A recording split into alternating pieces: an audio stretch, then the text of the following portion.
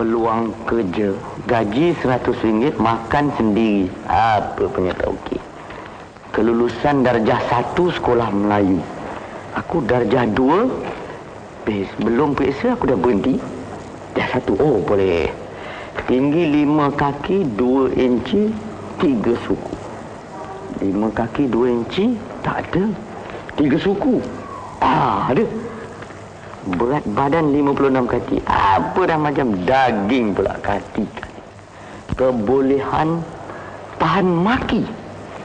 Tahan maki. Oh, boleh lah. Alhamdulillah nahmaduhu wa nasta'inuhu wa nastaghfiruh wa na'udzu billahi min shururi anfusina wa min sayyiati a'malina. من يهده الله فلا مضل له ومن يضلل فلا هادي له أشهد أن لا إله إلا الله وحده لا شريك له وأشهد أن محمدا عبده ورسوله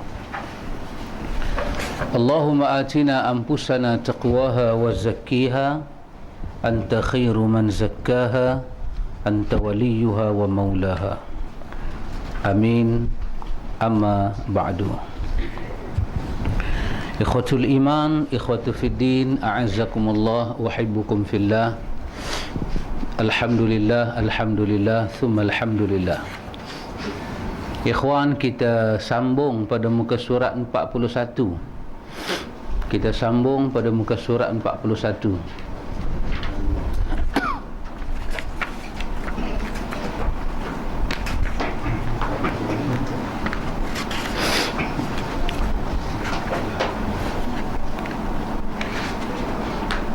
Isi kepada kitab yang kita baca ini, Al-Ibanah ini, kita akan bertemu dengan isi dia hanya pada muka surat 56. Yang kita duk baca ni semua ni muqaddimah saja. Tak habis-habis nak masuk Ramadan ni. Tak habis-habis. Untuk mencari, sebelum kita baca kitab dia, kita duk mencari bukti bahawa Al-Ibanah ini adalah tulisan Imam Abu Hasan. Itu bukti yang sedang dikumpulkan daripada penulisan Al-Ibanah. Maqalat Al-Islamiyin adalah risalah yang ditulis oleh Imam Abu Hasan. Isi Maqalat Al-Islamiyin dengan isi buku ini hampir sama. Hampir sama. Jadi seolah-olah menjadi suatu dalil, maka penulis Maqalat Islamiyin dengan penulis Al-Ibanah adalah orang yang sama. Tapi ala kulli hal kita sedang melihat di manakah persamaan itu. Muka surat 41 kita sampai pada perkataan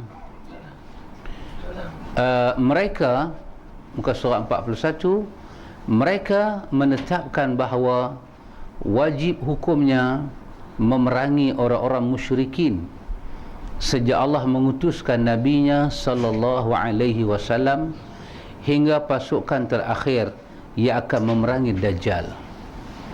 Perkataan mereka itu ialah Ahlus Sunnah. Itu yang Imam Abu Hasan tulis dalam Maqalat Al-Islamiyin. Dia kata mereka itu golongan Ahlus Sunnah. Dalam Al-Ibanah dia kata aku berkeyakinan.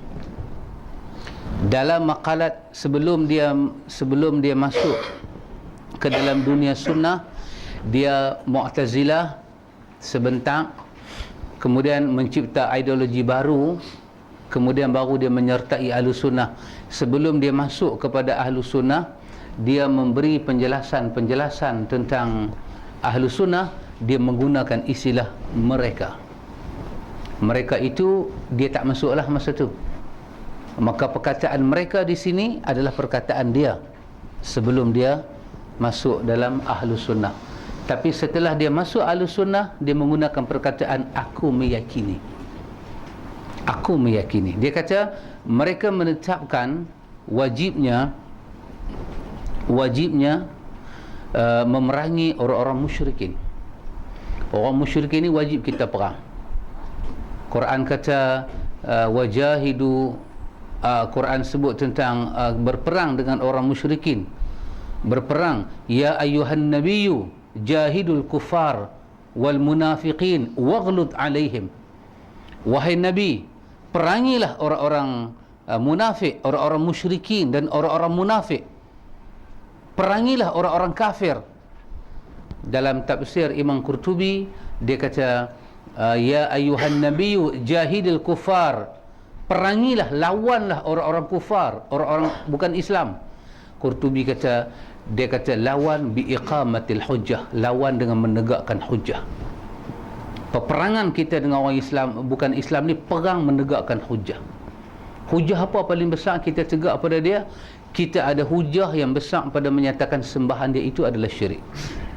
Kita mesti perang dengan dia, lawan habis-habisan. Sampailah kepada tahap dia jadi kafir harbi. Harbi daripada kalimah Arab harbun, bermakna perang. Kafir harbi, kafir yang nak lawan dengan kita, dia nak attack kita balik. Tapi saya tak tahulah Cina Macau ni sekok ni harbi ke tak harbi ni. Yang dia kata kepada budak Johor tu, dia kata gila budak Johor tu pasal nak mencadangkan hudud di Johor. Di Cina ni pasal berak pun tak betul ni. Dia jadi harbi ke tidak tahu. Sebab budak di Johor tu, dia kata apa? Dia kata Johor, apa salahnya menjadi negeri yang awal melaksanakan hudud. Dia kata begitu. Di Johor itu ada fajar Islam. Tapi saya rasa budak Johor ni tak lama ni. Tak lama dia. Tapi Cina yang tak tahu diri ni, apa kita nak bubuh ke dia? Dia kata kawan yang mencadangkan hudud buat di Malaysia adalah gila. Maka kita nak tengoklah Tok Mufti nak kata apa kat Cina ni. Tapi saya berulang-ulang menyatakan tahniah kepada Mufti Kedah dan Mufti Pahang. Mufti Johor saya tak ada bagi tahniah pasal dia tak ada dalam jabat. Pemberita suami mikrofon dia hilang sakit perut kot. Tapi kepada dua mufti, Datuk Badarudin dengan Mufti Pahang, saya tak ingat nama dia, alhamdulillah, mereka menyatakan bukan kata Johor dan Kelantan kena buat hudud, bahkan semua negara-negara, negeri-negeri dalam Malaysia wajib melaksanakan hukum itu. Oh subhanallah. Tapi Cina ni dia sudah kata gila. Sebut nama dia. Saya tidak tahu nama dia. Apa pun tak ada pahala. Colek nama dia. Katalah colek. Colek pun tak boleh. Colek. Bangsa dia sensitif. Oh bangsa tak boleh nah. Oh saya tarik balik. Bangsa sensitif lah. Nanti jangan bubuh nama kita nah, buat nama orang lain. Saya tarik balik. Kerana sensitif saya tarik balik. Tapi yang benarnya dia seorang Chinese. Tapi bukanlah bermakna semua Chinese begitu. Saya dah percaya dah balik. Saya dah percaya dah balik. Jadi dia balance balik, elemen tu dia cantik balik. Yang terunya dia adalah Chinese, tapi not all Chinese like this fellow. This satu orang sahaja dalam Chinese yang menunjukkan sifat yang tidak elok. Nanti dia pun boleh, betul lah kata pakcik, dia boleh kritik kita balik. Ingat orang Islam semua bagus ke? Wahai segelintir saja yang perangai tak bagus tu. Yang memang mengaji ni semua bagus-bagus. Subhanallah. Subhanallah. Ya, betul. Satu hujah yang baik pakcik. Saya dapat ilmu malam ni lah pakcik. Subhanallah. Baik ikhwan. Baik, kita punya tajuk malam ni ikhwatul iman. Muka surat tadi, muka surat 41. Muka surat 41. Iaitu orang-orang bukan Islam itu mestilah kita tahu ada dua peperangan kita dengan dia. Satu peperangan iqamatul hujjah, menegakkan hujjah. Lagi satu perang apa? Lagi satu perang muharabah. Itu perang dengan senjata. Bila dia lawan dengan Islam. Seperti yang berlaku zaman Nabi dalam Ghazwatul Badar, Ghazwatul Uhud, dalam Ma'rakatul Mu'tah. Itu di antara Islam dan bukan Islam bertempur.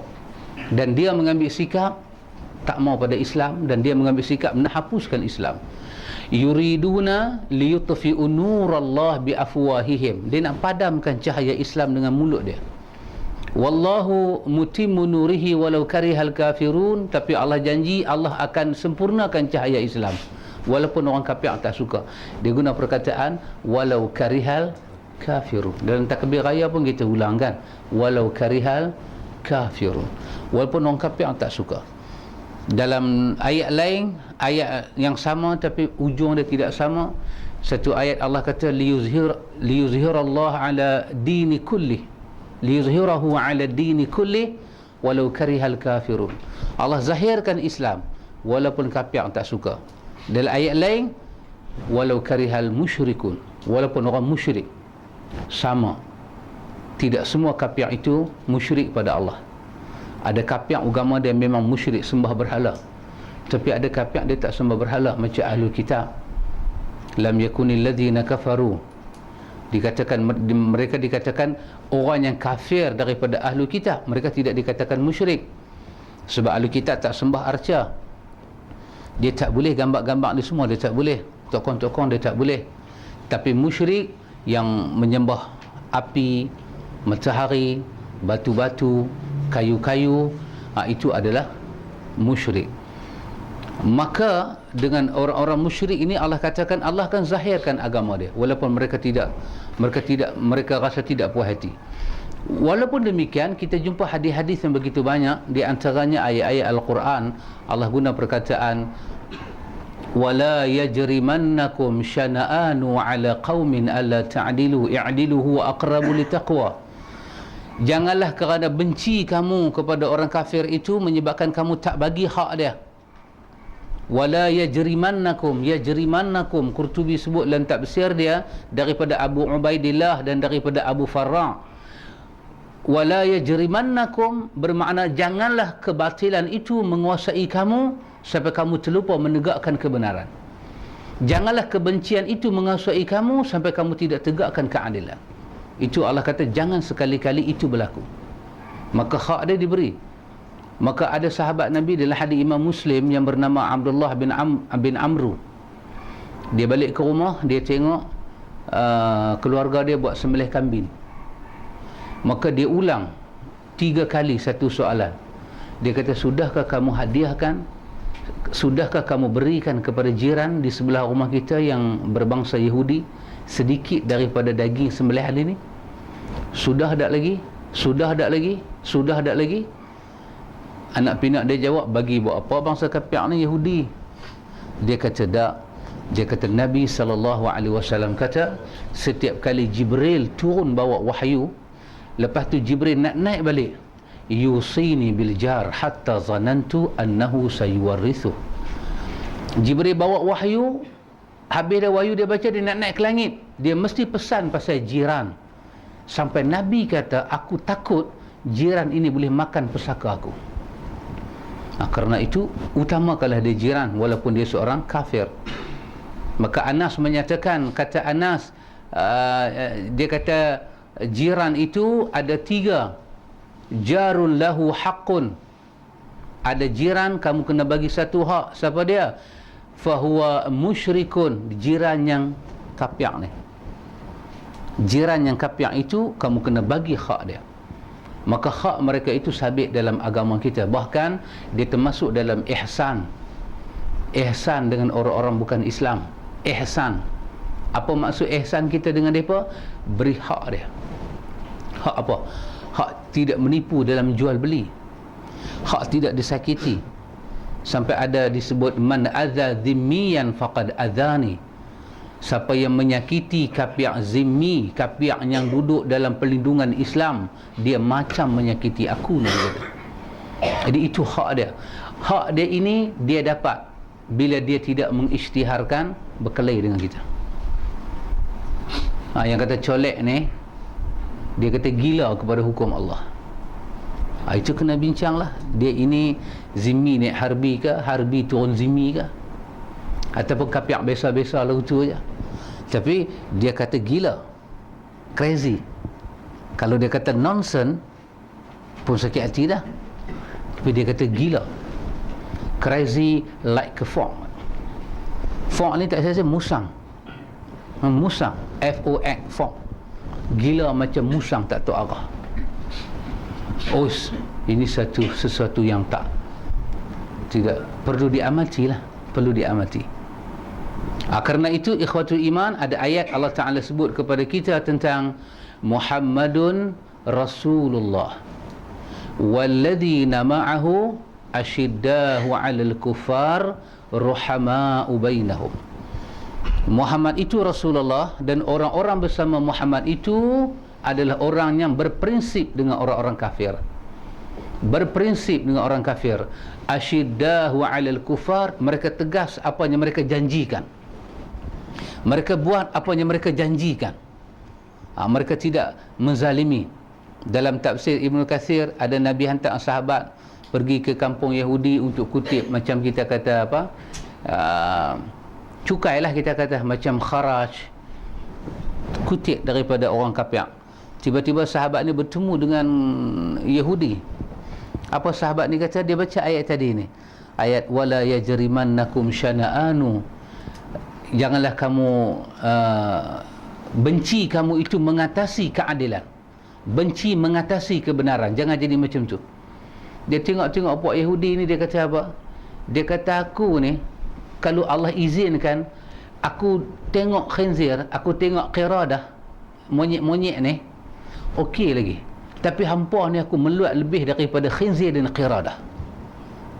Aku benci tengok hampa ni, lebih aku benci daripada khinzir dan monyet-monyet ni. Tetapi telah turunlah kepada kami ayat yang tidak membenarkan kami zalim kamu, kerana itu aku beri hak kamu. Begitu sahabat Nabi. Begitu sahabat Nabi. Bermakna apa dia? Yang dijanjikan mesti ditunaikan. Kerana itu dikatakan dalam hadis Imam Bukhari, Muslim itu di atas syarat perjanjian dia. Muslim itu terikat dengan syarat dia. Dia janji nak bagi, dia kena bagi. Dikatakan al-wa'du dain, sebahagian daripada ucap janji itu akan dituntut sebagai hutang, akan dituntut. Pasal itu dikatakan dalam suratul Baqarah, laisal birra an tuwallu wujuhakum qibala al-masyriqi wal maghrib. Bukanlah baik kamu mengarah muka, bukanlah kebaikan itu sekadar kamu arahkan wajah ke timur dan ke barat. Apa maksud dia? Bagi orang yang negeri dia kiblat ke timur, kiblat ke barat, bukanlah kebaikan itu sembahyang sahaja. Walakinnal birra man amana billah, tetapi ibu bagi segala kebaikan beriman kepada Allah, buat baik pada anak yatim, dan disebutkan apa dia? Menunaikan yang dijanjikan bila dijanjikan. Itu kebaikan. Itu adalah kebaikan. Itu adalah iman kepada Allah. Maka dalam surah apa? Awal daripada surah Al-Ma'idah itu, ayat mula surah Ma'idah disebut kalimah uqud, janji-janji yang termeteri itu. Pasal itu dikatakan akad. Kita ini akad nikah, akad. Kita berjanji dengan pernikahan. Aku nikahkan akan nikah dengan anak aku.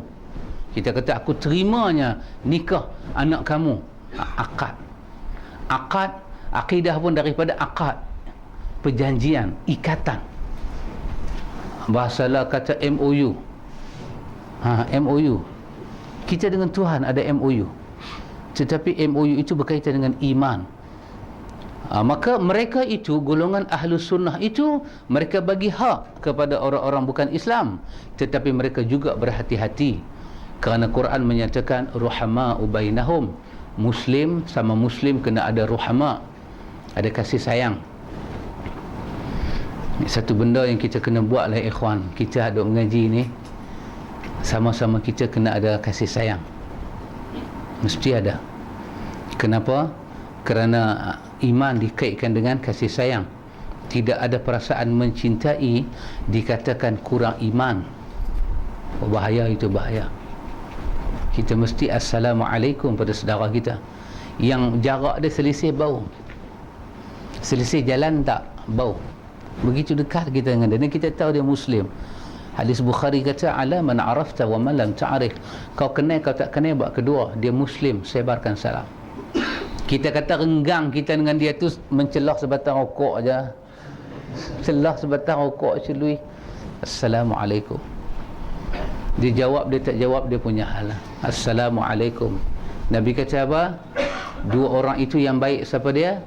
Alladhi yabda'u bisalam, yang memulakan salam, cukup baik. Cukup baik. Kalau kita tidak ada, Orang Pakistan kata apa? Mary Mehboob. Orang belah Hindustan, tapi jangan cerita ke orang lah. Orang Hindustan, dia boleh hidup tak makan, tapi dia tak boleh hidup tanpa cinta. Tak boleh hidup. Dia kalau tak ada hub, dia tak boleh hidup. Pasal itu Mary Mehboob, yang dia cintai itu apa? Oh, dahsyat. Lepas tu orang Hindustan kata dua perkara tak boleh tolak.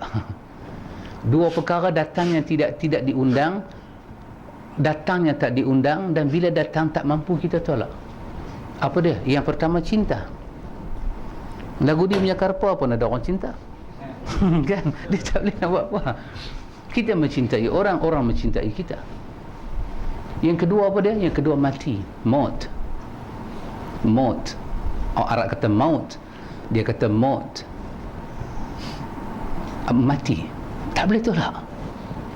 Mati dengan, kita kata maut dengan cinta ini ada persamaan, tapi ada perbezaan. Apa dia? Datangnya tak mampu ditolak. Kuat macam mana pun, dia bercinta, rebah dia. Angkat berat sampai 250. Berat, heavy metal, black metal semua dia angkat habis. Dia rebah dengan cinta.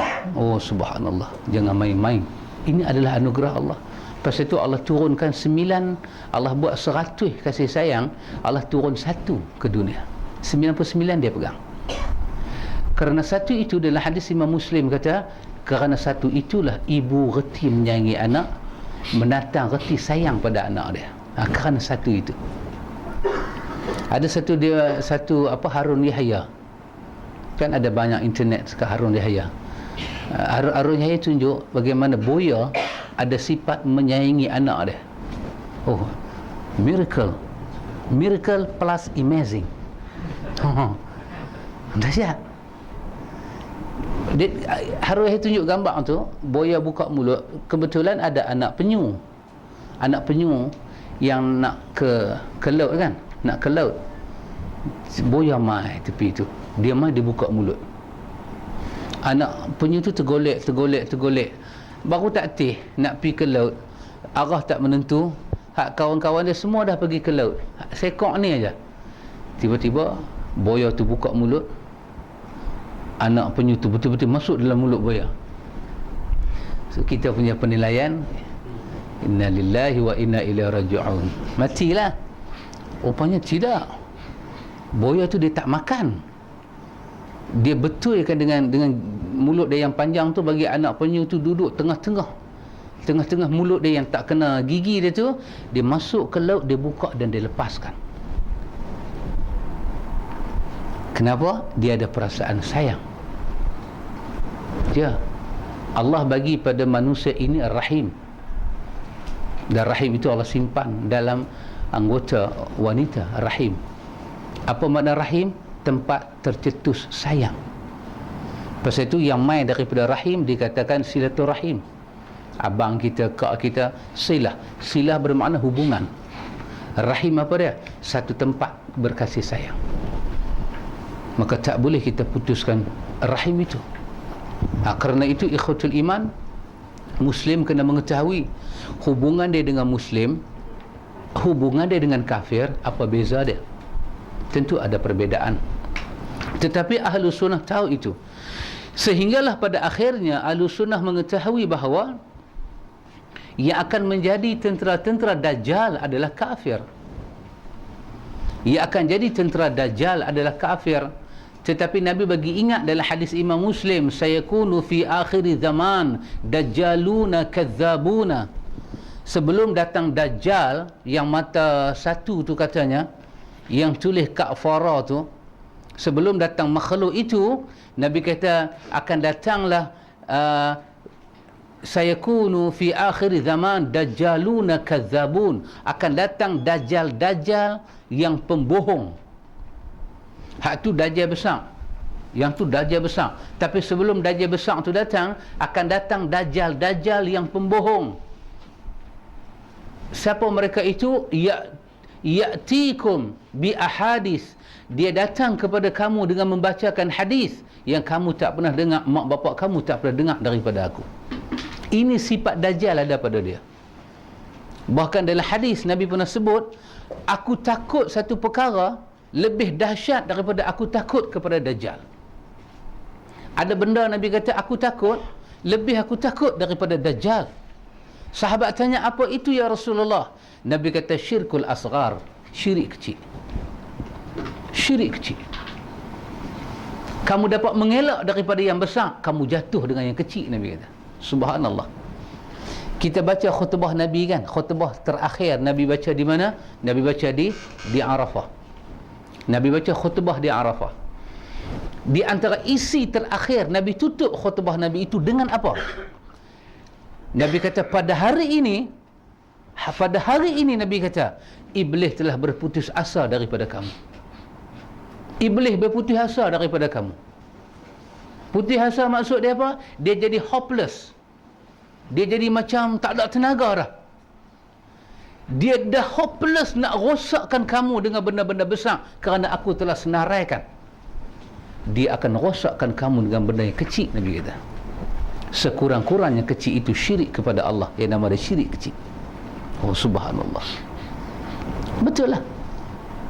Masuk ke kuil-kuil Hindu, tak mungkin. Tak mungkin. Tak mungkin seorang Muslim sebodoh mana pun mai hari Christmas dia nak bubuh salib di baju dia. Tak mungkin. Impossible. Tetapi yang nama bid'ah-bid'ah bermaharaja lela ini sangat possible. Jadi dia tak akan rosakkan kamu dengan benda besar. Kamu tahu asas, kamu tahu usul. Dia rosakkan kamu dengan benda kecil. Dan bila kamu sembang sama kamu akan kata itu kecil. Maka berhati-hati benda yang aku takut lebih daripada Dajjal. Apa dia? Syirik kecil. Apa dia syirik kecil? Riya. Kerana Allah berfirman pada akhir daripada suratul Kahfi, faman kana yarju liqa'a rabbih falyamal 'amalan salihan wala yusyrik bi'ibadati rabbih ahada. Siapa yang ada harap nak bertemu Allah di hari akhirat dan Allah tak murka pada dia, dia kena beribadat tidak syirik kepada Allah. Dia kena beribadat dengan amal saleh dan dia tidak boleh syirik kepada Allah. Maka syirik walaupun dia kecil, dia tetap dipanggil syirkul asghar. Maka kerana itu kita kena pohon pada Allah, ikhwan.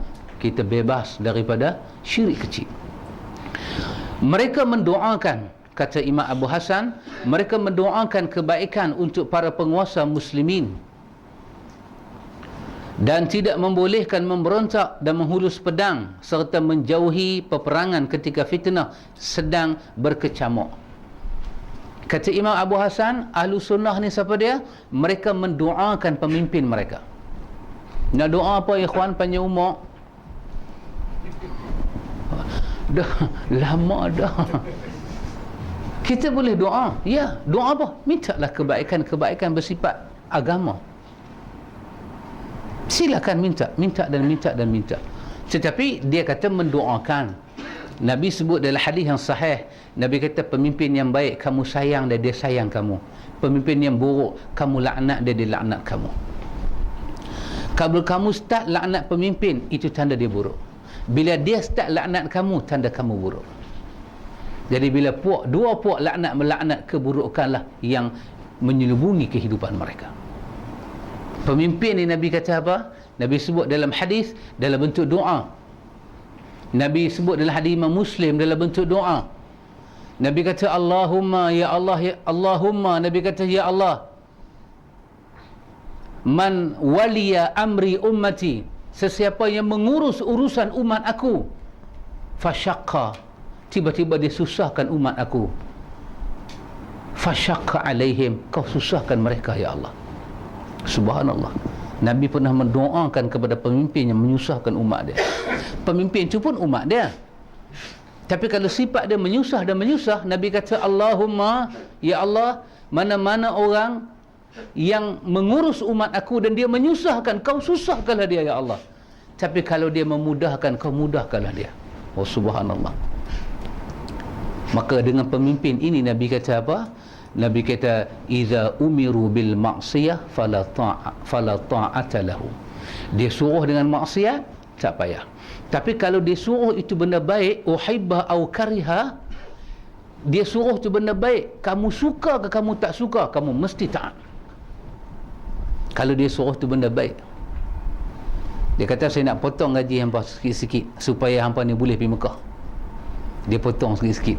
Pasal dia tengok kita ni boros sangat. Jadi potong kaki tangan kerajaan punya allowance, punya gaji bulan-bulan. Dia ambil 1%. Kalau harap hampa simpan, hampa tak pergi Mekah. Harap hampa simpan, hampa tak pergi Mekah. Aku nak simpan ke hampa. Dia simpan betul-betul. Dia tak bagi lembaga jaga tabung haji. Lembaga suka mencuri, dia bagi orang jaga. Maka kita, Nabi kata uhibbah au kariha, hang suka hang tak suka, kalau benda tu baik dia suruh, hang tak boleh lawan. Kita kata saya punya pasal, saya nak simpan sendiri. Pandai-pandai duk pergi potong di orang ni pasal apa? Tak boleh. Uhibbah au kariha, hang suka hang tak suka, hang kena taat. Kenapa? Yang dia perintah itu bukan maksiat. Tapi kalau dia perintah itu maksiat, tak boleh taat. Tak boleh taat.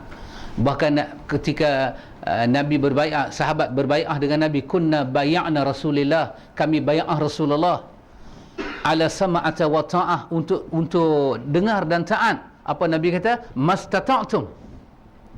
Nabi kata fi mastata'tum, mestilah yang kamu nak taat dan kamu nak bai'ah dengan aku itu dalam ruang kesanggupan kamu.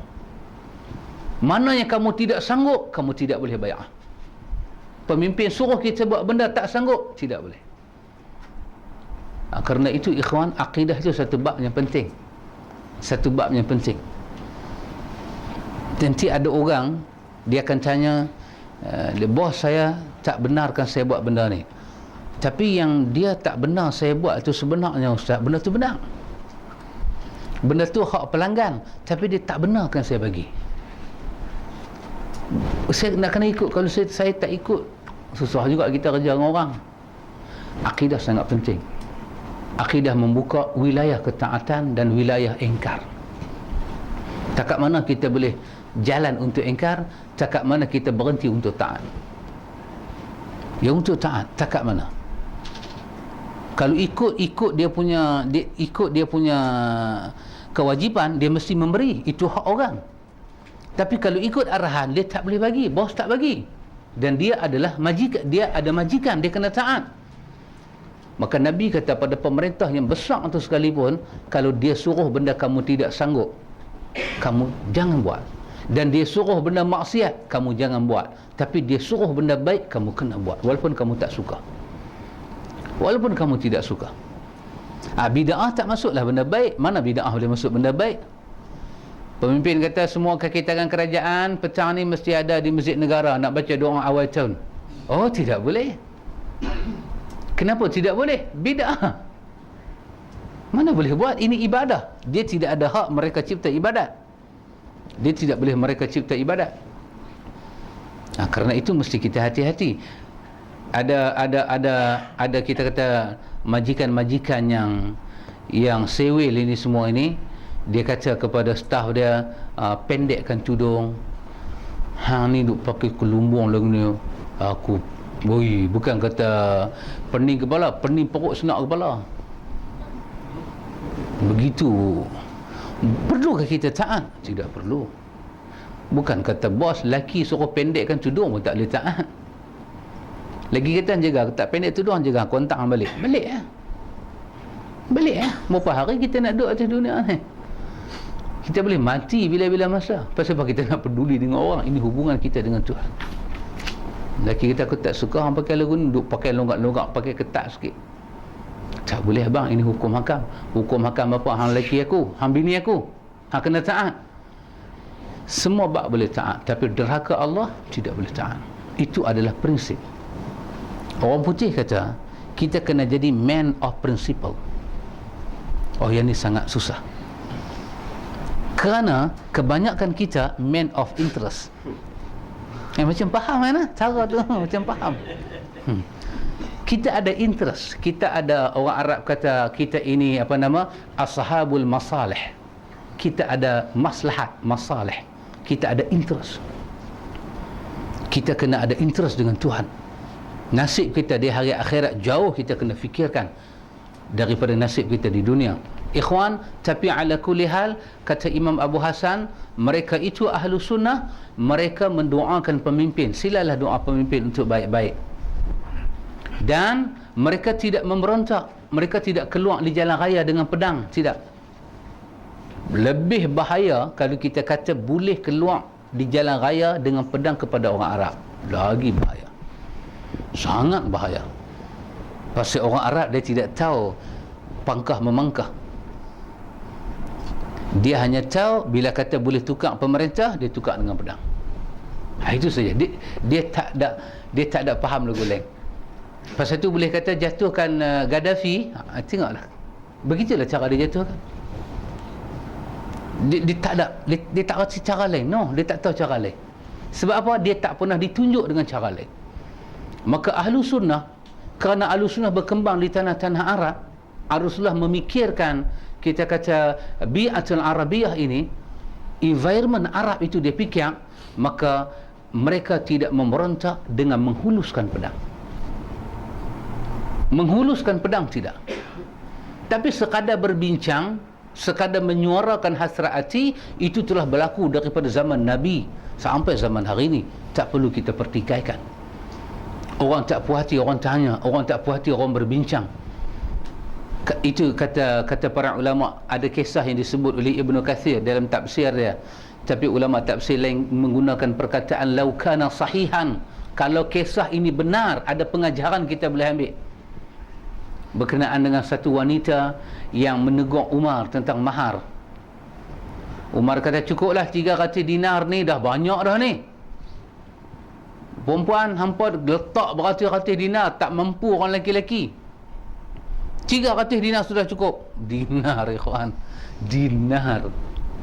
Kita pergi ke Bitra tu, kat Jordan kan ada Bitra. Apa perkampungan apa? Adgah, yang batu bulat tu. Kita nak masuk 20 dinar.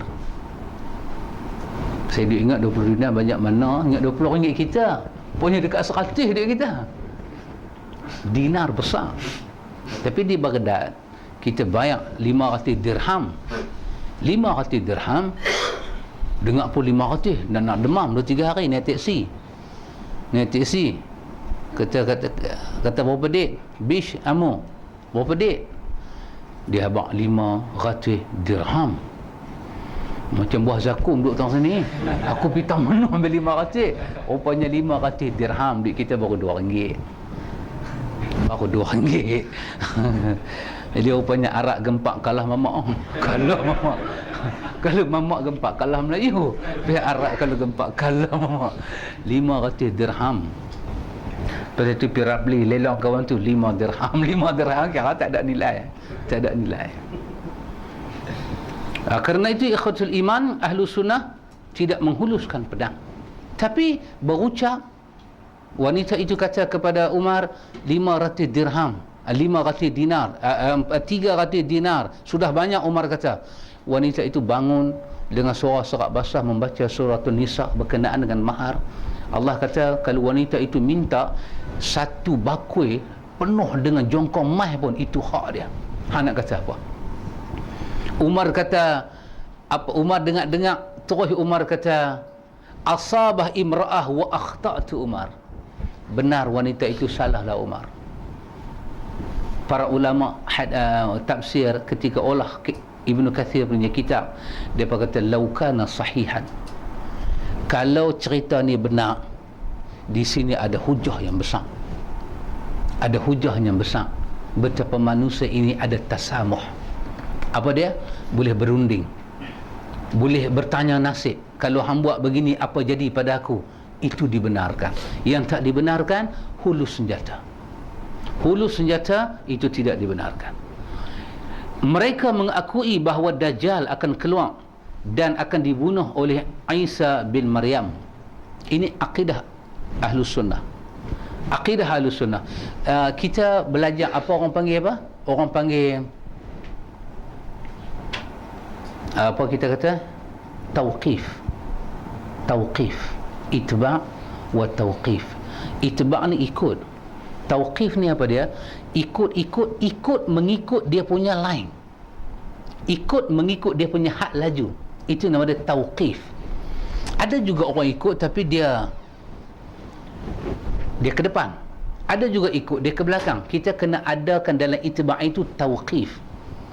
Apa dia tauqif? Kalau Nabi berhenti, Nabi titik di situ, kita titik di situ.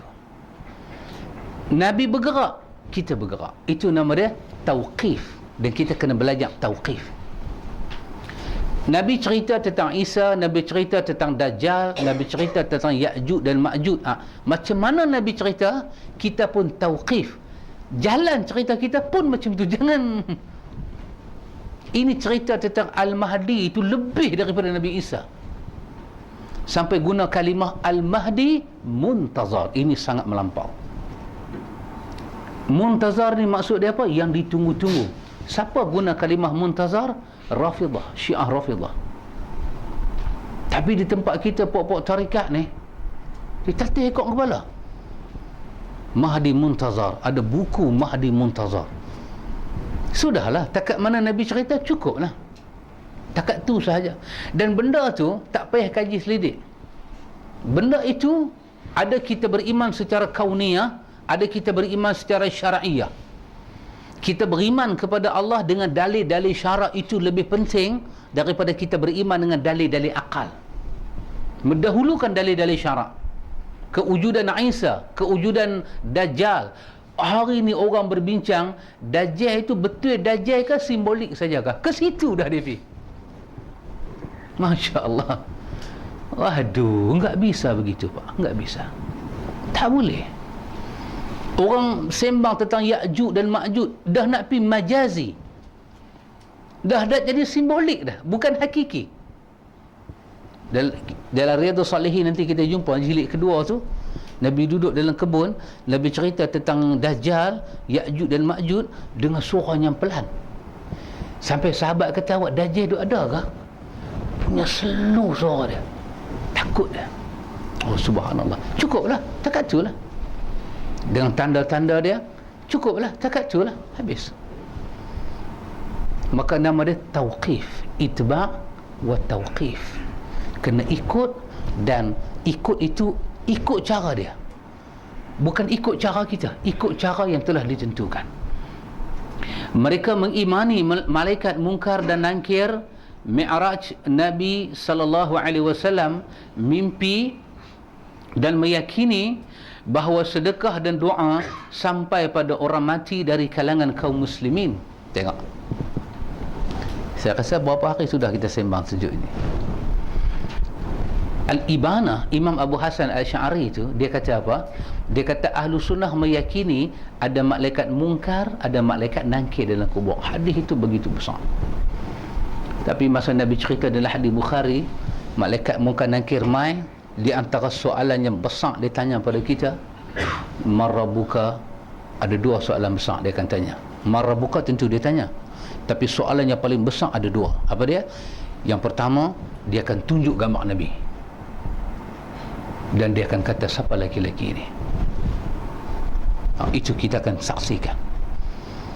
Dan Nabi sebut dalam hadis Tirmizi, munafik ataupun orang kafir, terutamanya orang munafik, dia kata apa? Dia kata, mereka kata dia ini Nabi, mungkin dia Nabi kot. Dan soalan yang kedua, malaikat akan tanya dengan keras. Malaikat kata pada kita, apa kitab yang telah sampai pada engkau? Apa ilmu yang kamu ada tentang Alkitab? Dia kaitkan ilmu dengan Al-Quran. Ilmu apa? Ini buku apa? Bahasa kita dia tanya, Quran ni apa dia? Sampai nak turun itu kena ada Lailatul Qadri. Mahingga Quran nak turun tu kena ada Lailatul Qadri. Bukan bagi lagu tu. Dalam satu suasana yang diberkati, besar buku ni di sisi Allah. Allah tanya, apa dia Al-Quran? Maka Nabi nak habaq betapa murka dan marahnya Allah kepada orang yang tak tahu tentang Nabi dan kitab ni. Nabi kata malaikat akan pukul orang tu betul-betul tandai dia. Dia pukul itu pecah ni, masuk ke dalam, kemik jadi dua. Dia tak mau pukul tempat leg, dia nak pukul tempat yang tak mau sujud kepada Allah. Dan ini satu penyiksaan yang dahsyat, sangat dahsyat. Mata ni akan terkelok, berimpun, masuk dalam, kemik muka. Dan hadis Bukhari, Nabi kata, kalau kamu dengar jeritan dia, la sa'iqa, kamu pengsan. Wujudnya munkar dan nakir bukan majas, bukan simbol-simbolik, tetapi adalah hakiki, hakikat, berada di alam barzakh. Pasal itu, kerana itu, sehebat itu hadis menyatakan munkar dan nakir ada. Antum bayang dah zaman dahulu orang percaya orang mati boleh balik ke rumah, seolah dia lepas daripada munkar dan nakir ini. Pasal itu kita kata dia percaya orang ni balik, rosak akidah dia, rosak akidah dia. Kenapa? Nabi sebut munkar dan nakir tak akan berpisah dengan kita dalam kubur, tak akan berpisah. Bahkan Quran cerita macam mana Fir'aun dilayan dalam kubur. An-naru yu'raduna 'alaiha, neraka itu kami nyalakan dia dengan semerah-merahnya dalam kubur, siang dan malam dan petang. Kami bakar Fir'aun. Khas ada malaikat bakar dia sampai berlaku hari kiamat. Kalau orang mati boleh balik mai, ini semua nak buat macam mana? Orang mati boleh balik mai, nak buat macam mana? Maka tak. Kerana itu kita kena tahu, kita daripada Ahlus Sunnah, kita orang Islam, tapi orang Islam berakidah Ahlus Sunnah. Siapa itu Ahlus Sunnah? Kita orang Islam berakidah dengan akidah Ahlus Sunnah. Siapa itu Ahlus Sunnah? Iaitu orang yang amalihim bimuqtadi sunnati Nabi sallallahu alaihi wasallam al-mubayyinah lil Quran amalan. Iaitu Ahlus Sunnah itu adalah orang yang amalan mereka itu mencontohi Nabi, perkataannya, bahasanya, semua Nabi. Kenapa? Kerana dia berpegang dengan perkataan Nabi, alaikum bisunnati, pegang cara jalan aku. Nabi kata ada siksa kubur, ada nikmat kubur, adalah. Maka tak boleh kita cipta satu hukum hakam kepercayaan yang hukum hakam tu datang kemudian dia berselisih dengan kenyataan Nabi. Kalau orang mati tu boleh balik ke rumah, kalau dia dapat nikmat, dalam hadis hadis Tirmizi kata apa? Bila dia dapat nikmat, malaikat kata pada dia, tidaklah kamu seperti tidur pengantin. Dia tidur, dia mimpi, dia dapat nikmat dalam tidur. Tapi kalau dia kena azab, Nabi kata malaikat pukul tandai dia, masuk dalam muka dia. Dua kondisi ini, mana mungkin dia lepas daripada kubur, dia balik ke dunia? Tidak mungkin. Sekali-kali tidak mungkin. Habis yang percaya balik mai ke rumah, duk buat kenuri malam satu malam dua, itu apa? Itu syaitan. Mereka buat kenuri jamu syaitan. Tapi macam mana nak betulkan itu? Itu telah jadi agama. Kenuri malam satu malam dua telah jadi agama, sedangkan itu syaitan. Orang dengar dia pedih telinga, dia marah, kita kata dia setan. Hari tu dia marah, kita kata dengar eliket tak apa lagi. Itu dah marah dah. Ni kata setan pula. Betul. Kenapa kita berani kata demikian? Pasal kita cantum dua hujah.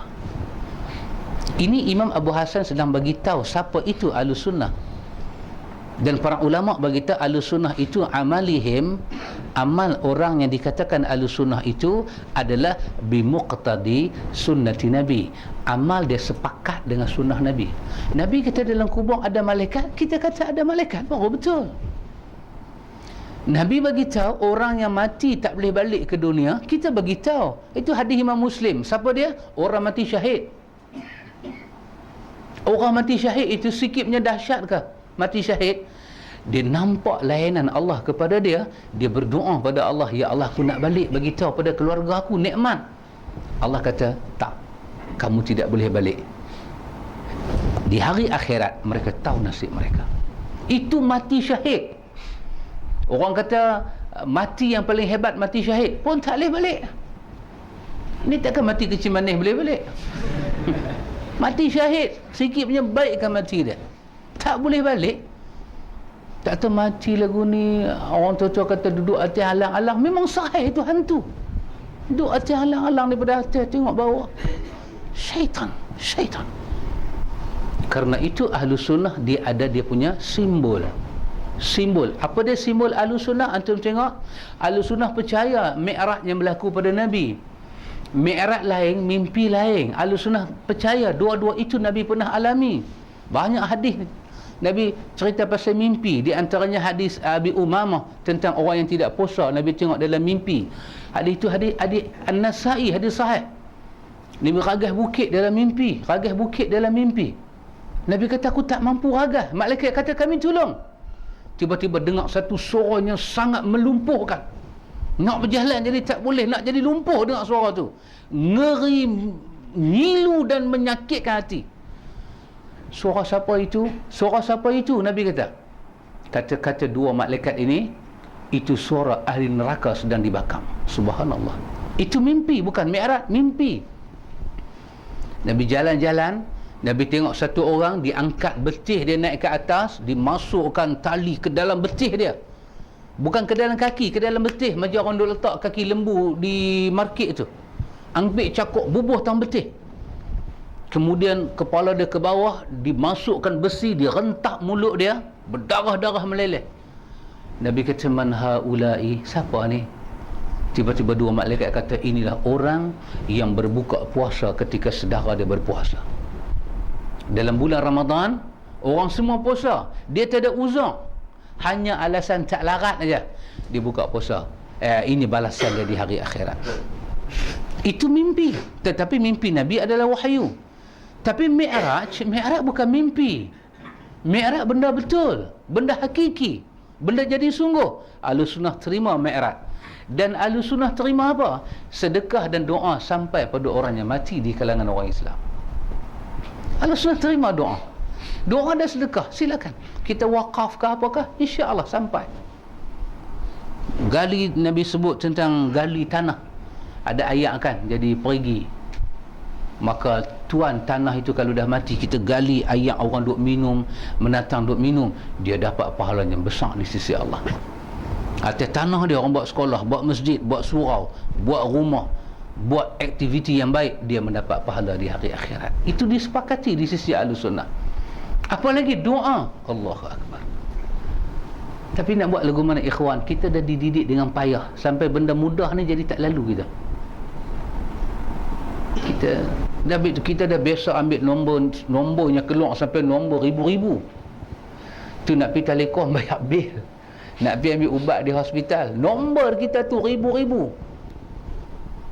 Tak tahu satu hari kita pergi, kita dapat line VIP, balik terus demam sesema.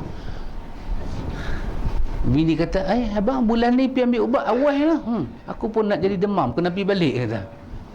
Bila kita biasa susah, macam Syekh Ahmad Dahlan itu, orang biasa susah nak baca doa apa dia, kena himpun orang, kena masak, kena itu, kena ini, lepas tu kena mulakan dengan tahlil, dah payah macam tu. Tiba-tiba datang dengar benda baru, doa pada orang mati sampai, dan doa tak ada kena mengena dengan makan minum.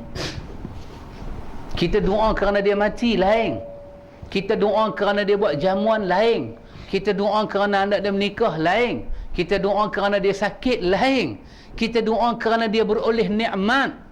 Azaitah, Nabi kata, bila orang itu dapat nikmat, azaitah, tahniahkan dia dengan doa, tahniahkan dia dengan doa. Alhamdulillah, semoga Allah kekalkan nikmat. Bahkan ada hadis Abi Daud, Nabi ajak apa? Nabi kata, ya Allah, berilah kawan itu nikmat, kekalkanlah nikmat dia, tapi berilah kepada aku lebih daripada dia. Subhanallah. Nabi ajak kita baca doa macam tu. Tak, kita kena tunggu kawan tu jemput dulu. Kawan tu kata dia dapat anak, berat tangan kita nak angkat. Ya Allah, jadikanlah zuriat ada zuriat yang salih, ya Allah, amin. Tak angkat doa sampai dia sebut akikah, baru kita pergi. Tu pun nak ratib dulu. Kalau pergi bismillah, ambil korma, palik di mulut budak tu, baca doa pendek, rasa macam bukan kikah, rasa macam futsal. Rasa macam duk tendang budak tu pergi balik. Rasa ni kekah kan binatang apa ni. Sampai tak ada ratib langsung. Pasal dah biasa dengan payah. Wahai ahli sunnah yakin apa? Doa sampai doa. Tak ada baca-baca kenuri-kenuri, tahlil semua tidak ada. Doa saja. Allah itu sangat adil. Kalau baca Quran yang sampai, zaman kita hari ini berapa banyak orang boleh baca Quran? Oh subhanallah. Subhanallah. Jadilah macam sahabat kita cerita ke saya. Kat pakcik pun ada. Ada orang pesan, hampa orang muda belajar sembahyang mayat elok-elok. Orang pesan, wasiat. Kita ingat dia suka budak muda sembahyang mayat. Rupanya tak dia abang. Dia kata hantar dah aku tukar kereta duit sembahyang mayat. Subhanallah. Apa itu? Subhanallah. Kalau kita angkat bahasa yang berat, dia marah kita. Tapi ini agama kan? Ini ibadat kan? Ibadatkah ini? Pasal itu saya teringat masa saya duduk di kampung isteri saya dulu. Pasal itu dia marah sangat bila saya uruskan jenazah, duit tak ambil, duit tak benarkan bagi, tak boleh envelope tidak boleh ada, itu tidak boleh ada. Rupanya dia nampak kita pasiak dalam proyek nasi dia. Ya, talqin dapat duit, piratik malam 1 malam 2 envelope ustaz asin, sembahyang mayat envelope ustaz asin, mai dengan kereta tayar bergolek envelope asin, sembahyang hadiah envelope asin, bagi mandi envelope asin. Apa ini? Agama sudah jadi komersial. Agama adalah tijarah, bisnes. Agama adalah pendapatan sampingan. Pasal itu kata Dr. Abdul Aziz Al-Badri dalam buku yang baik kita baca, Al-Islam Bainal Ulama wal Hukam, dia kata berlaku revolusi Eropah kerana orang Eropah tidak percaya dengan kanisah, dengan gereja. Orang dah mula meluat, buat dosa, ada duit ampun, tak ada duit tanggunglah sampai mati. Revolusi Eropah berlaku kerana gereja kanisah ini, kerana ahbar-ahbar ini, pendeta-pendeta Yahudi ini mengambil kesempatan, kekayaan. Ya. Kerana itu datang benda itu malapetaka dalam Islam. Datang malapetaka itu. Kita baca doa. Dia mati, pakcik baca doa sikit mak saya mati. Dia tanya, bila? Lepas lohor kan lepas isyak? Tak, dia kata bila lah ni ya. Luar takkan tengah jalan ke? Dia kata, ni sampai setalam pun tak ada kan. Ya, orang mati. Orang Melayu bila dengar orang mati, Al-Fatihah. Kenapa nak difatihahkan? Doa teruslah. Doa lah. Kerana orang mati itu, ini bukan ibarat yang benar. Hanya diibaratkan, bukan satu contoh yang benar. Orang yang mati itu ibarat dia seperti ramai orang daripada kapal jatuh tengah laut. Orang yang mati ini masuk ke alam barzakh, bukan ibarat yang betul. Seperti apa? Orang lemah tengah laut. Orang lemah tengah laut ni, kita tengok orang lemah, apa yang kita kena buat? Terjun terus ke? Kan nak buka baju selai-selai, pagoda letak asin, tali pinggang buka, kasut buka, stocking buka. Orang tu yang nak buat apa? Aku nak selamatkan dia. Dia nanti mampu terus hantar tak sekali lagi. So apa yang kita buat? Terjunlah. Sama ada terjun terus ataupun you cari sesuatu yang boleh dia berpaut dan hang tarik dia. Orang ini masuk kubur, apa yang dia perlu? Dia perlu Allah ampun dosa dia. Dia perlu Allah rahmati dia. Dia memerlukan ada orang lain minta ke Tuhan. Kita punya nak minta punya lambat. Mati lepas asak tanam, kita nak minta lepas isyak. Nak minta tu pula lambat nak minta. Kena ratib dulu. 1 jam ratib. Dia tu dah masuk kubur lepas asak lah. Lepas asak tu apa jadi dengan dia? Habis dah baca-baca puas hati semua, baru nak tadah tangan. Kenapa lambat sangat? Jadi macam orang nak tolong orang duk buang baju, buang cermin mata, letak cermin mata atas lantai, tak mau nak cari kotak dia juga, letak dalam kotak, dia tu dah kelupa nak mampu dah. Tak betul. Habis dalam suasana itu, apa yang paling membantu orang mati? Doa. Kita dengar orang mati, terus kita tak datangkan Allahumma ghafir lahu warhamhu. Tak payah kita kata Al-Fatihah. Tak payah kata Al-Fatihah. Dan memulakan Fatihah, memulakan baca Al-Ham, menyebut Fatihah, satu bid'ah pula. Satu bid'ah hasin pula. Marilah kita menyedekahkan Al-Fatihah kepada pejuang-pejuang kemerdekaan yang dulu. Al-Fatihah. Memulakan ibadat dengan bid'ah. Kenapa tak buat macam Nabi? Kenapa tak buat macam Nabi? Terus tak ada tangan. Pasal itu Quran kata apa? Dalam surah Al-Hasyr ayat 10, Quran ajak kita berdoa, Rabbana ighfir lana wa li ikhwanina alladhina sabaquna bil iman. Ampunlah dosa saudara-saudara kami yang telah mati, mereka dulu beriman padahal daripada kami. Doa itu jami' dan mani', meliputi semua orang Islam. Doa ni, saya ulang kepada antum, doa daripada Nabi ni tak pernah panjang, tak pernah susah, dia mesti pendek. Tak ada Nabi ajak kita satu doa yang panjang, lepas tu nak apa tak boleh, tak ada. Orang tengok orang baca doa tahlil panjang berjela, dia seorang je apa, orang lain tak apa. Orang lain tak apa, dia seorang. Selagi dia tak mai, tak ada tahlil. Pasal tu dia boleh monitor benda tu.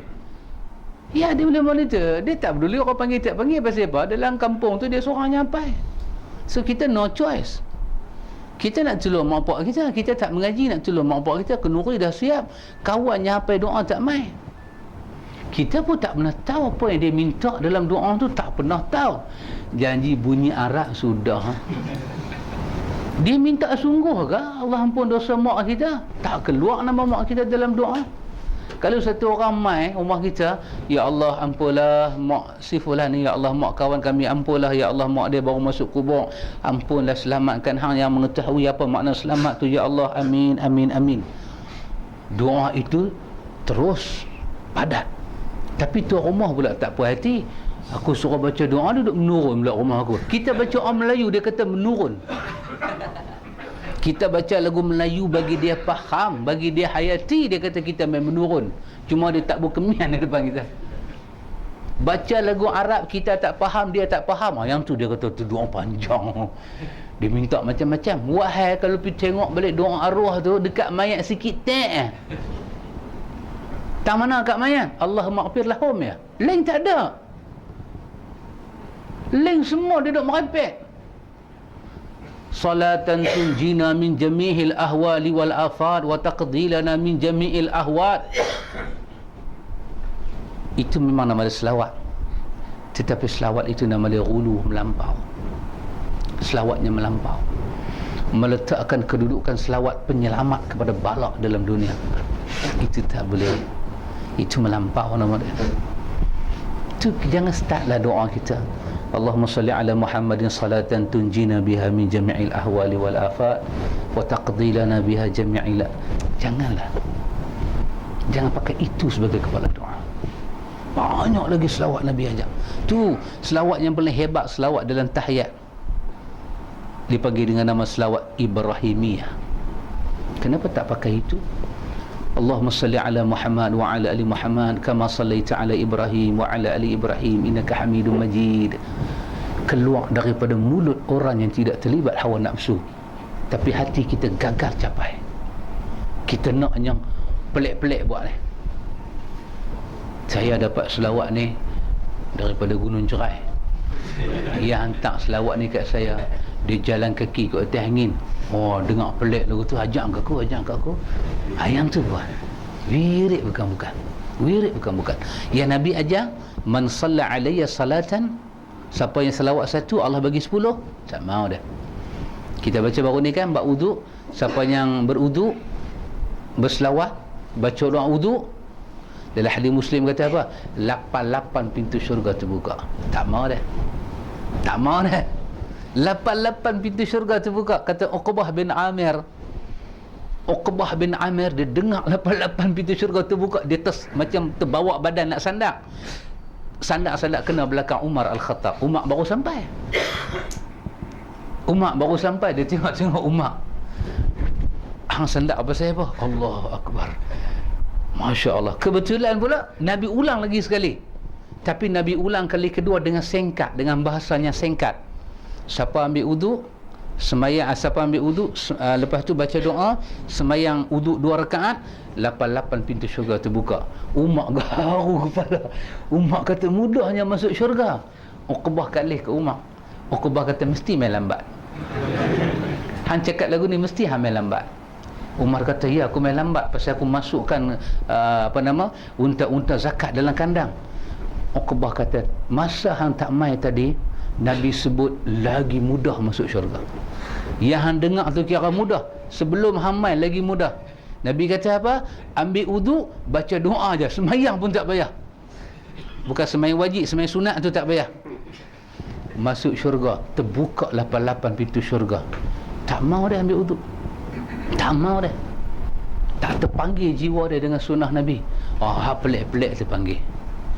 Pergi ambil ijazah, berjalan ambil ijazah saja 2 purnama. Nak pergi ambil ijazah, balik 2 purnama, 4 purnama, nak hafal 1 purnama, 5 purnama.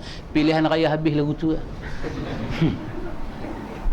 Pelik-pelik dia mau. Dari Nabi, ikhwan, kata Imam Abu Hasan Al-Asy'ari, ahlu sunnah ni ada simbol dia. Ada simbol dia. Mereka meyakini di dunia ini ada ilmu sihir, dan tukang sihir dihukum kafir sebagaimana yang difirmankan oleh Allah. Allah cerita tentang wattaba'u ma tatlu syayatinu ala mulki Sulaiman wa ma kafara Sulaiman walakinna syayatin kafaru yu'allimuna an-nasa as-sihr. Sulaiman tidak kafir. Yang kafir siapa? Adalah syaitan yang mengajak sihir kepada manusia. Itu syaitan. Dia ajak sihir, dia yang kafir. Maka orang pasal itu Nabi kata dalam hadis Abu Hurairah, hadis Bukhari Muslim, Nabi kata ijtanibu sab'al mubiqat. Jauhi 7 perkara yang merosakkan, mubiqat. 7 perkara yang merosakkan. Apa Nabi kata? Yang pertama sekali bagi rosak, syirik kepada Allah. Syirik kepada Allah. Sihir termasuk dalam syirik. Tetapi istimewa hadis ni, Nabi keluarkan sihir daripada syirik. Nabi kata yang kedua, was-sihru, syirik kepada Allah. Kata para ulama, tak pernah orang sihir orang tak terlibat dengan syirik. Tak pernah. Tak pernah. Imam Syafi'i orang yang dahsyat, kata dia, haddus sahir darbu bisayf. Had, hudud bagi orang yang terlibat dengan sihir, penggal kepala dia. Suruh dia bertaubat, suruh dia mengucap, dia tak mau, penggal batang leher dia. Dia keluar daripada Islam. Dahsyat. Yang ketiga Nabi kata apa? Jauhi apa dia? Nabi kata makan riba. Jauhi makan riba. Yang keempat Nabi kata apa? Makan harta anak yatim. Makan harta anak yatim. Yang kelima Nabi kata apa? Bunuh orang. Bunuh orang. Tak ada pasal-pasal pergi katuk empik besi ayak. Lena kawan tu. Jangan bunuh orang. Jangan terlibat dengan bunuh orang. Nabi kata apa? Nabi kata menuduh perempuan-perempuan yang baik-baik dengan tuduhan yang menjatuhkan maruah dia. Jangan, Nabi kata. Jangan buat macam tu, Nabi kata. Orang-orang baik-baik ni tuduh dengan tuduhan yang jahat, zina, dan tuduhan itu merosakkan hidup dia. Nabi kata apa? Kalau kamu buat ni, Nabi kata apa? Al-mubiqat. Apa makna mubiqat? Perosak. Apanya rosak? Ibadat kamu rosak total. Orang yang syirik pada Allah, orang yang sihir ini, habis. Lepas tu Nabi, berapa kali Nabi ulang kepada kita apa dia? Man alaqa tamimah fala atamallahu lahu. Siapa pakai azimat, tak pernah Allah sempurnakan agama dan iman dia. Tak pernah sekali-kali Nabi kata. Subhanallah. Kena kita tengok cucu ke siapa ke pakai tangkai, kita mengaji sunnah ni kena ambil gunting pergi potong lala tu juga. Pergi potong lala tu juga. Kalau tuan rumah kita hambat keluar rumah pun kita keluar. Kalau kita tak berani potong, kita kena habak hang kena potong. Itu syirik. Dah, dia kata bukan syirik, tali gendi. Tali gendi ke tali gundik kan dia panggil. Dia ikat benang hitam kat pinggang, kat tangan. Kalau tak ada apa-apa kat jari budak, dia ikat. Ini kerja syirik. Kalau demam-demam ambil tali kasut ikat tan leher. Orang buat dulu kerana menatang-menatang depa kena penyakit depa ikat. Depa kata boleh menghalau. Subhanallah, Nabi kita jangan terlibat dengan perkara ini semua, ikhwan. Dan akhir sekali, mereka menyolati setiap mayat kaum muslimin yang baik maupun yang jahat, dan juga menetapkan hak warisnya. Ini ahlu sunnah. Ahlu sunnah macam mana? Ahlu sunnah sembahyang semua orang Islam yang mati, selagi mana semua orang kata dia orang Islam. Dosa dia macam mana, dia punya pasal. Sembahyanglah mayat dia. Kita tetap dapat 2 kira. Dapat 2 kira. Saya nak tanya ke Ustaz, dia ni Ustaz sembahyang raya pun tak pernah mai. Habis nak sembahyang ke? Ya, sembahyang. Kenapa? Dia ahlul kiblat. Dia orang Islam. Dia orang Islam, sembahyang. Ustaz, lagi satu. Tak apalah, tak sembahyang pun biasalah. Saya pun tak sembahyang juga. Ni nak tanya berat sikit ke Ustaz. Apa dia? Dia mati Ustaz. Dia minum arak melelong, jatuh dalam parit, pecah kepala, mampus dalam parit. Nak sembahyang juga ke? Ya, sembahyang. Kenapa? Kerana tidak ada orang menyatakan orang minum arak itu kafir. Tidak ada. Kecuali dia kata minum arak itu halal, dan lah ni aku nak minum, lah ni aku nak mati. Dan dia buat itu on the spot jadi. Tak sembahyanglah kita mayat dia. Minum arak melelong, demam jatuh mati. Sembahyang tak? Sembahyang. Oh, sembahyang juga. Oh, ya, sembahyang juga Ustaz. Tak apa Ustaz, saya tanya berat sikit. Dia Ustaz, bukan kata dia makan kedai kopi Cina. Dia makan ayam Cina sembelih. Dia makan bangkai. Makan ayam goreng tu tercekik, mampus. Sembahyang kau Ustaz? Sembahyang. Sembahyang juga. Kenapa? Dia ahlul kiblat. Dia orang Islam. Habis cuba terangkan mayat lagu mana tak sembahyang? Mayat orang kafir. Apabila satu Muslim telah sepakat semua mulut kata dia kafir, dia ada buat satu benda, pita mana pun, semua kita sebut nama dia, kena tak si fulan? Oh, awak si fulan tu kan yang baru mati tu kan? Kapiak tu. Semua panggil dia kapiak kerana dia pernah buat satu perkara yang terang-terang mengkapiakkan dia, dan dia seronok masa dia buat kapiak.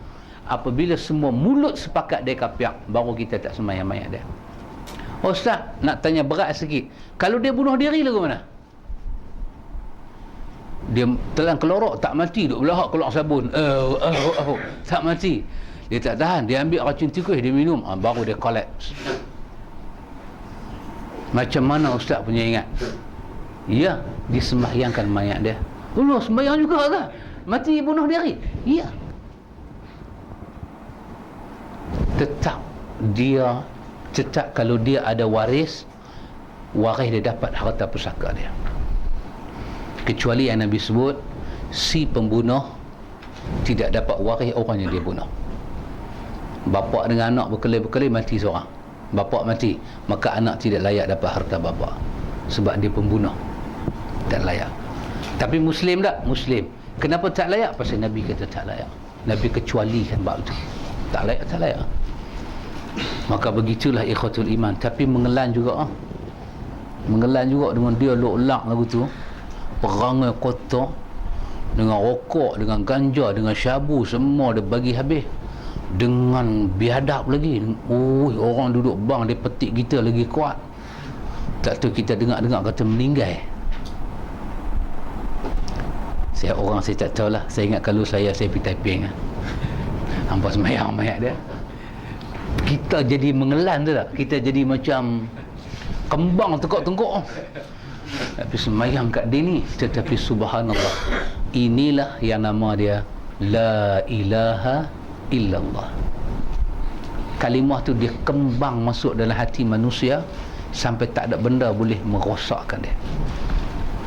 Dia akan dibakar dalam neraka Tetapi Nabi sebut apa dia? Syafaat li ahlil kabair. Dalam hadis Tirmizi, syafaat kepada pembuat dosa besar tapi tak kafir. Termasuk sembahyang mayat. Sembahyang mayat tu, ya subhanallah, saya tengok Syekh cerita atas sembahyang mayat, tuan-tuan, Allahu akbar. Insaf kita tak pergi sembahyang mayat, insaf. Kita pun dulu pernah bagi petua ke orang, kalau kawan tu tak main masjid suruh sembahyang mayat dia. Kita pernah bagi petua. Saya lah, orang lain saya tak, tetapi saya tobat dah lah. Saya tarik balik pandangan saya dulu. Pernah. Apa lebih rumah hang dengan rumah Tuhan, tapi hang tak jejak rumah Tuhan. Tak tahu hang mati kami nak pijak rumah hang ni, porah. Yes.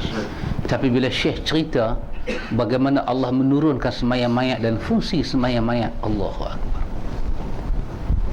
Sembahyang mayat itu benar-benar menyelamatkan manusia. Dengan hadis Nabi kata, la tasubul amwat. Kalau kamu dah sembahyang mayat, jangan kamu cerca mayat tu. Kerana kamu yang minta Allah selamatkan dia, jangan cerca dia. Lepas tu Syekh kata, hampa pejam mata, cuba hampa bayang kalimah-kalimah sembahyang mayat itu, apa dia? Daripada Allahumma ghfir lahu warhamhu sampai last sekali wa adkhilhumul jannah, masukkan dia dalam syurga. Di tengah-tengah tu ada apa? Basuhlah dosa dia dengan air salji, air sejuk, polish dosa dia, ya Allah.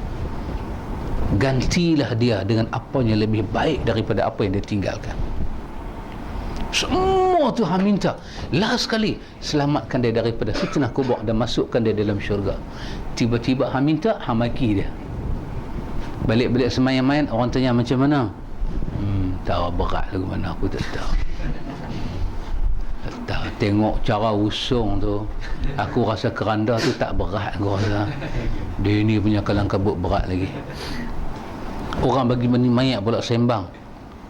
Saya tak tahu. Selalu mayat biasa-biasa, sekali-kali aja boleh. Yang ni sampai 5 orang duk tolak, tak boleh-boleh. Ni orang ke batu karang ke ketik batu ni. Kalau dah kamu salat mayat dia, haram kamu berbicara keburukan dia.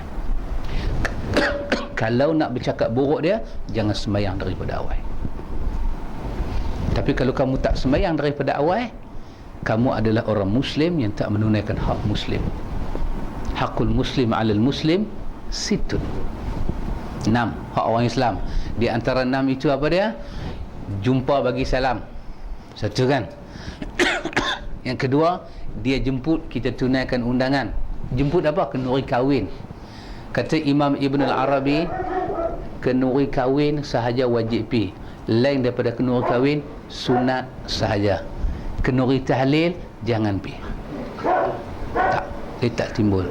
Tapi macam sahabat kata kan, sahabat kata, Ustaz, kalau duduk rumah taman ni Ustaz, kalau tak pi kenduri tahlil ni, kacau mai, bukan kacau pi, kacau mai.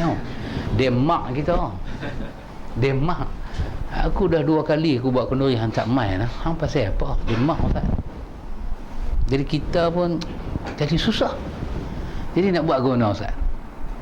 Kita nak pi, kita tahu tak leh. Kita nak pergi sebut ila hadratin Nabi, kita tahu tak leh. Kita nak pergi ratah apa yang ada pun kita tahu tak boleh.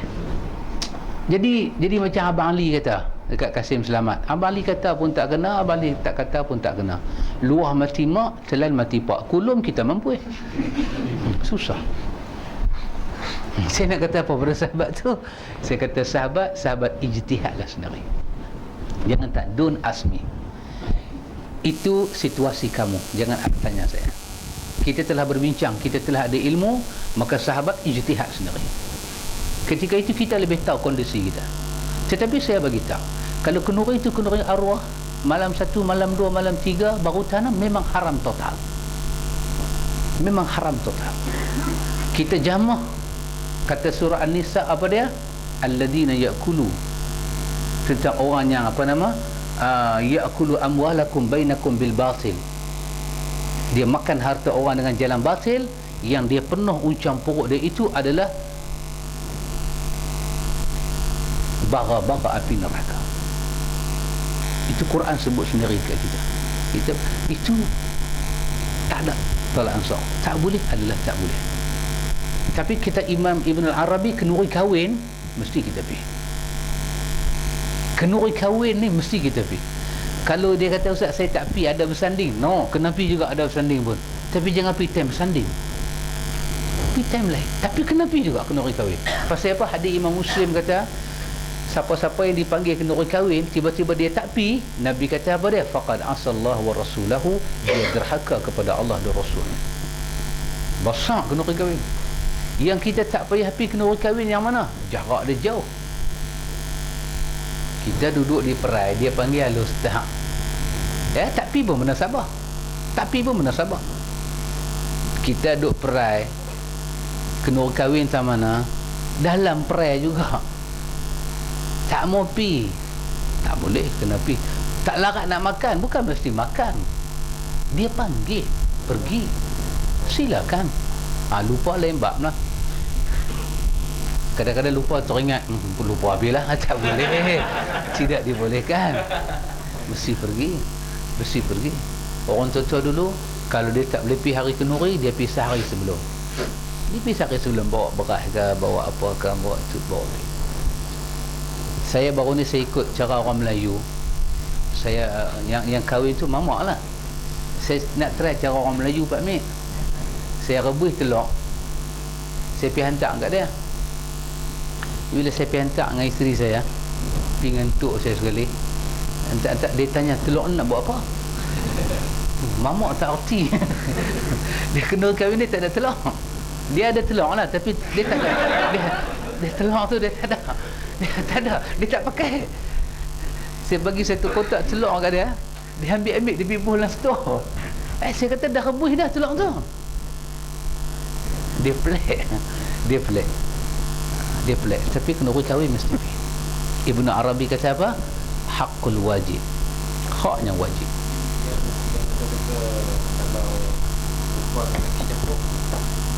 Perempuan, hadis, bismillah.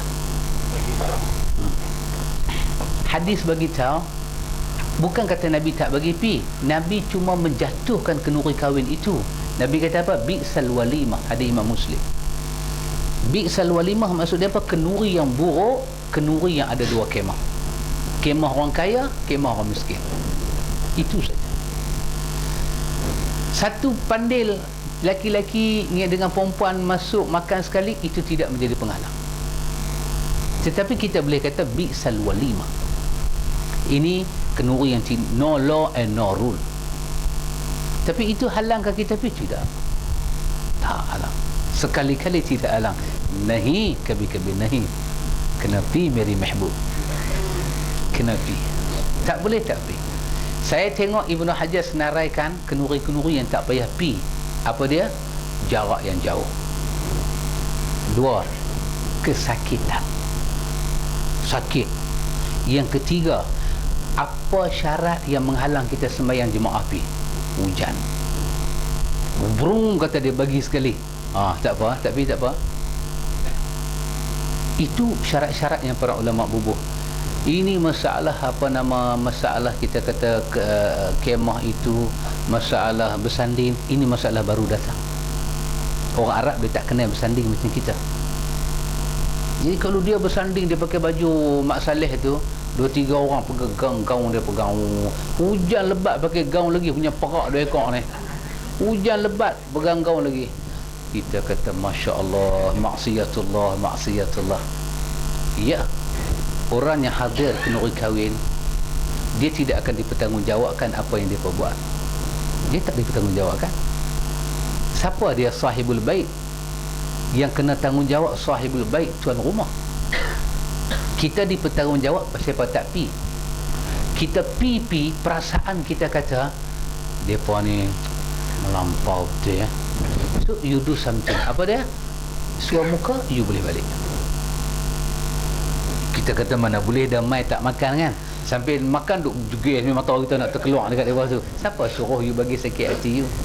Tak lah. Pi, bukan mesti makan. Apa dalam hadis tadi kata? Jumpa bagi salam, dia panggil kenduri kahwin, wajib pi. Kekah ni lainlah kenduri doa selamat, dia tak masuk wajib. Yang tu orang kata apa, nak percantik hubungan saja. Wajib dia tak masuk. Yang ketiga apa dia? Dia bersin, kita kena jawab. Hakim, alhamdulillah, yarhamukallah. Doakan dia, yahdini wa yahdikumullah wa yuslih balakum. Dia bersin, kita jawab. Laki-laki perempuan sama hak ini. Yang keempat apa dia? Lupa. Yang keempat apa dia? Dia sakit, kita ziarah dia. Dia sakit, mesti kita ziarah dia. Yang kelima apa dia? Dia minta nasihat, mesti kita nasihatkan dia. Dia minta baru nasihat. Jangan jumpa nasihat. Hang tak ada kerja lain, dia kata. Jumpa nasihat, tak pernah ajak minum, jumpa nasihat. Itu salah, tak boleh. Orang ni dia bengang, tak? Memang aku teruk, takkan hari-hari bagi nasihat kot. Aku pun makan nasi, bukan makan dedak. Aku sekali cakap sudahlah. Hari-hari tak boleh, menyalahi adab. Dan yang keenam apa dia? Hak yang keenam tadi, apabila dia mati, uruskan jenazah dia dan bawa ke tanah perkuburan. Nabi kata kamu dapat 2 kira. Apa dia? Pahala seberat Jabal Uhud diletak di Al-Mizan, di atas timbangan. Kata Abdullah bin Mas'ud, yang dia tertinggal semayang mayat satu hari, dia fikir. Dia kata, kalaulah aku tak buat ibadat apa-apa, katalah dalam Islam ni hanya semayang tak ada, puasa tak ada, dan maksiat aku banyak, Allah hanya suruh semayang mayat saja, aku rasa 2 kira menyelamatkan manusia. Tiba-tiba satu hari dia tertinggal, menangis dia ambil pasir buah di kepala dia. Orang Arab ni kalau ambil pasir buah di kepala tu, kira dia apa? Betul-betul punya sesat. Macam kita kan, bila tension ambil rokok balas. Orang tu kira betul-betul punya fras tu kira totally fras. Bagi rokok puang asap berkepui, tak tahu apa dah. Subhanallah, 2 kira dia ambil pasir buah di kepala. Rugi aku hari ini. Itu adalah simbol Ahlus Sunnah. Ikhwan, kemudian kita akan tengok mereka meyakini syurga dan neraka itu makhluk. Mereka juga meyakini siapa yang mati, maka dia mati kerana memang ajalnya sudah tiba. Demikian juga siapa yang terbunuh, bererti dia terbunuh kerana ajalnya sudah tiba. Apa maksud dia? Itu Ahlus Sunnah. Takdir dia serah kepada Allah. Sebab musabab ada, kita kata takdir syar'iyah. Takdir secara syarak berlaku sebab musabab. Itu dia akan cerita kepada kita simbol dan lambang Ahlus Sunnah. Wallahu a'lam. Ada orang punya baca? Wah, hati lega baca. Hilang sikit-sikit mata. Ya sahabat.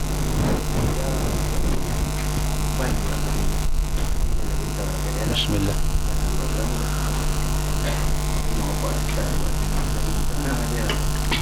Allah Akbar. Mujur aku terlepas dah. Ikhwan. Inilah masalah-masalah yang mendatang. Pengantin bulan 11 ni nah, masya-Allah. Saya kalau dengar orang kahwin, saya pun nak kahwin. Ikhwan, wallahu taala alam. Mungkinlah pasal kahwin ni dia lain sikit, tak sahabat. Lepas tu orang kata Maplay ni raja sehari. Sehari tu dia jadi raja sampai dia tak boleh cakap apa. Raja-raja mana dia cakap cik lah. Tak ada, tukar pelik kereta lah. Salih buat apa? Setengah ada raja-raja. Saya teringat kepada satu ungkapan. Ungkapan ni mungkin boleh pakai, mungkin tak boleh pakai. Dia kata apa?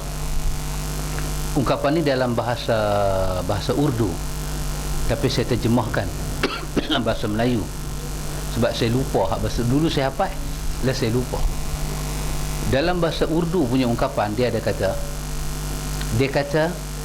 jangan bertanya kenapa masa itu pendek, tetapi bertanya apa yang aku boleh buat masa sependek ini. Jangan bertanya kenapa masa itu pendek. Jangan bertanya kenapa masa itu pendek, tetapi kena tanya apa yang aku boleh buat dalam masa yang pendek ini. Kelebihan dia dua. Yang pertama, kita boleh mengendali emosi. Emosi kita boleh kendali. Yang kedua, kita boleh berfikir secara manusia. Kalau kita ada satu masa pendek, kita mula bertanya, kenapa bagi masanya pendek? Kenapa? Kita tak boleh handle emosi. Bila emosi tak boleh handle, kita tidak boleh guna brain dengan D, brain dengan N, dengan N, brain. Saya dengar D. Kita tak boleh use with our brain dalam bukan heart, head, apa hair. Susah lah bahasa orang putih ni. Susah. Kita tak boleh guna kita punya akal yang Allah simpan dalam.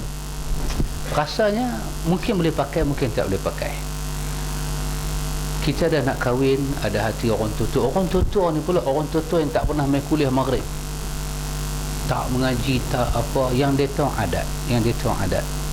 Jadi orang kata kita belajar. Kalau dah hari kita kahwin itu jangan ada pertembungan. Nanti image rumah tangga kita nak bina itu troublemaker. Bila pak mentua, mak mentua, dia mula pandang kita dengan apa orang kata, yang dia pandang tu pipi nak ketak, bermakna kita telah meletak satu titik hitam. Bermakna mendatang itu adalah sangat susah berurusan dengan perasaan. Jadi apa yang saya boleh cadangkan, mungkin dia pun nak buat pelangi, buat.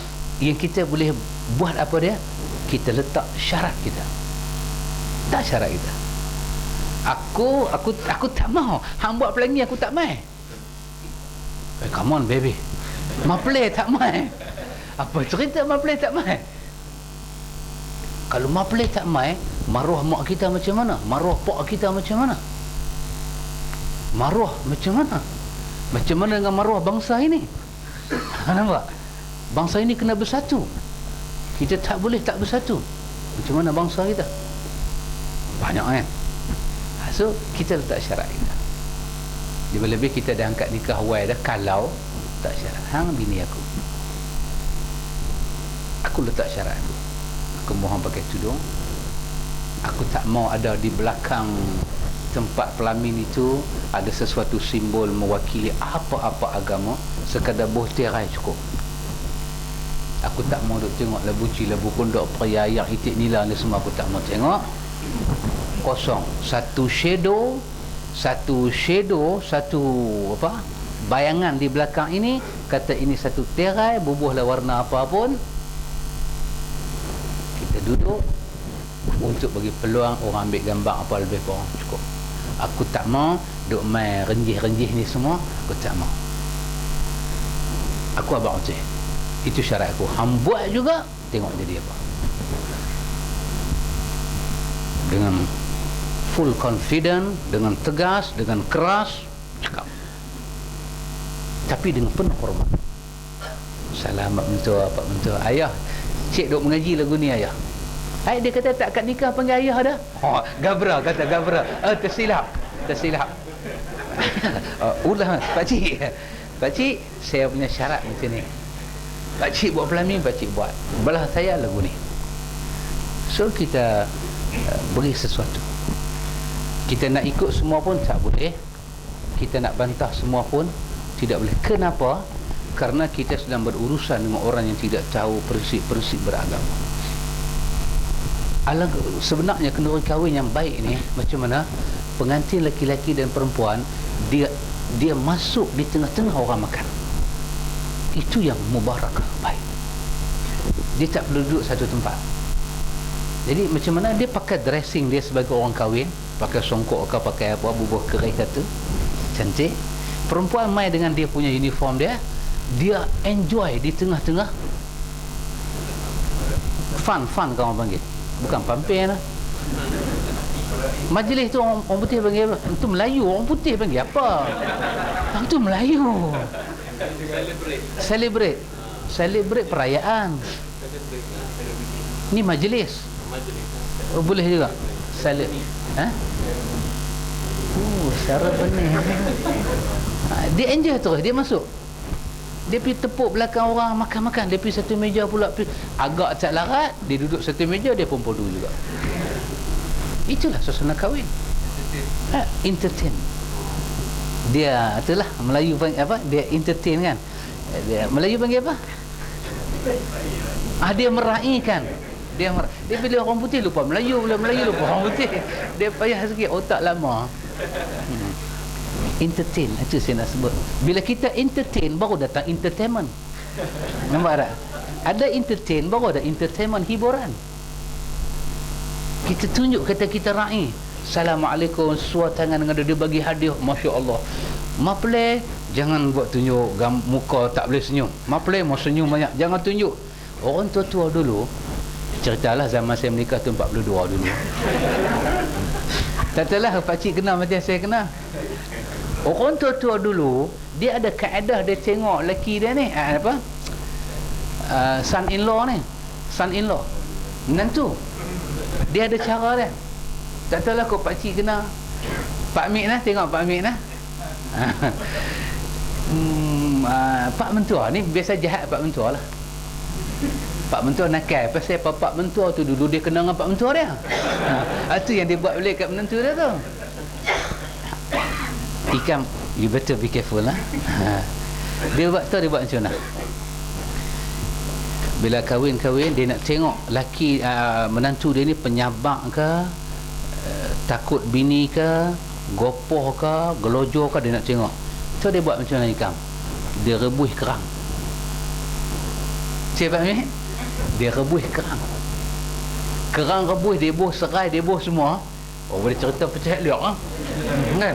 Dia rebuih semua, dia letak bagi makan. Tak. Dia nak tengok menantu dia ni makan kerang macam mana. Kita ni jenis betul bendui. Bendui bengkok kita betul lagi.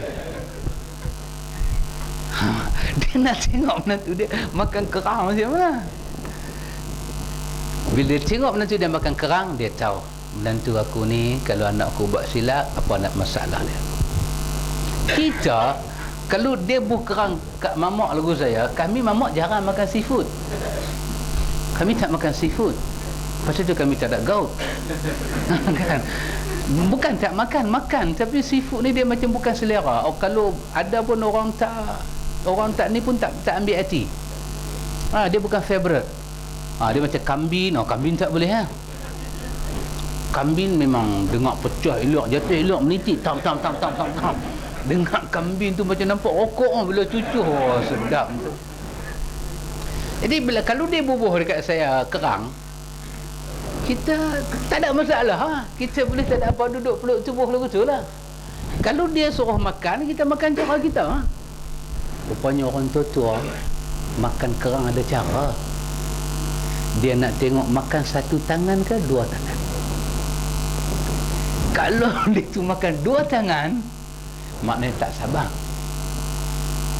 Maka makan kerang depan orang tua-tua, makan satu tangan, guna 3 jari. Kalau kita boleh kopek kerang tu, tapi boleh kena Parkinson, jangan buat besar. Jangan buat besar. Dekat Pak Mentua ni, kalau kita boleh kopek kerang satu jari kita buah atas meja duduk makan satu, dia tengok kita ni kira menantu bapak mai, menantu bapak tu. Tapi kalau kita pakai 2 tangan kopek perang baling pula, bunyi pang. Alamak. Dia kata anak aku dah kena dah. Dia tahu dah. Maka jangan bagi jatuh misai kita. Itu cara orang dulu. Cara orang dulu. Orang lah sudah tidak ada cara. Orang dulu dia melawak kasar. Orang lah sudah tidak ada cara. Tapi kena ingat lah. Satu ustaz pesan, pasal ustaz dah berumur dah, anak-anak pun besar dah, menantu pun main dah. Ustaz pesan, apa dia, kita punya, orang putih panggil welding. Bukan wedding besi tu. Wedding ni kahwin lah. Wedding. Wedding. W-E-D kan. DING, wedding, kahwin kita. Baik, kita punya kahwin ni ada satu benda kita kena ingat, sampai mati kena ingat, dan ustaz ingat sampai mati. Apa dia? Hari itu kita seronok, hari itu kita sangat seronok kahwin, kan? Tidak ada duka nestapa, seronok, baik lelaki baik perempuan. Tapi kita kena ingat, kita seronok di atas peluh siapa? Kena ingat, yang start motor pergi panggil orang rumah ke rumah habis kat kahwin itu siapa? Yang hias rumah siapa? Yang pacak kemah siapa? Kira saya belum tengok lagi lah pengantin basuh periuk ada. Hari kahwin, kalau ada baguslah. Kalau ada baguslah. Maknanya pengantinnya memang dia pun tak tahu dia pengantin gila yang pengantin ni. Dia begitu. Bila kita dah kahwin setahun, 2 tahun, kadang-kadang sebahagian orang muda dia fikir apa? Kalau hari kahwin itu tidak diselebrate, dia ingat pasangan dia macam dah 2 tahun sampai tak bagi hadiah apa. Sepatutnya bila datang hari kahwin, kita punya wedding tadi ni, date wedding kita yang dah lepas, panjang lah. Itulah. Bila datang hari itu ustaz pesan pasal angkat nikah tak lagi? Tak lagi kan? Ustaz bagi petua ni, ustaz angkat nikah 2 kali. Tapi bukan salah ustaz, salah qadi. Bukan salah ustaz. Tapi nak buat apa kan? Kalau kita lawan qadi tak menikah sampai lah. Kita pun sengak. Saya angkat nikah 2 kali pasal tak sebut ringgit aja. Dia sepatut kena kata aku terima nikahnya dengan mas kahwinnya 3,000 ringgit Malaysia. 3,000 ringgit lah. Saya sebut 3,000. Dia kata rupiah kah? Melawak pula tu qadi. Rupiah kah? Dolar kah? Dah duduk di Malaysia lah. Pasal dia ada veto power pasti. Saya pun kena lanyak, saya sengak, tak kata apa. Saya sengak. Dia suruh angkat lagi sekali, saya pun perkemas tak RM. Perkemas terus. Jadi bila kita kahwin, kita kena ingat, first kita punya tahun pertama kita kahwin, sampai tarikh tu mesti cari mak bapak kita. Terima kasih mak, terima kasih pak. Hari ni lah mak susah payah start motor tengah panas pergi panggil orang. Jangan kita ingat untuk celebrate di Tioman ke, di mana ke, Gunung Jerai ke. Ada orang berkelahi pasal tak kita punya hari itu diingat, tapi dia terlupa hari itu mak mentua pak mentua macam nak mampu jadinya. Buka kemah, semua kerja mereka. Kadang-kadang duit kita bukan cukup sangat, mereka top up. Mereka yang top up. Subhanallah. Jadi kahwin elok-elok, kerana Allah kahwin. Buat syarat, nak duduk tapi ramai-ramai semua tak mau, renjih tepung tawak semua tak mau, mai baca doa, insya-Allah Allah akan bagi berkat kepada kita, insya-Allah. Wallahu ta'ala alam. Cukup cik.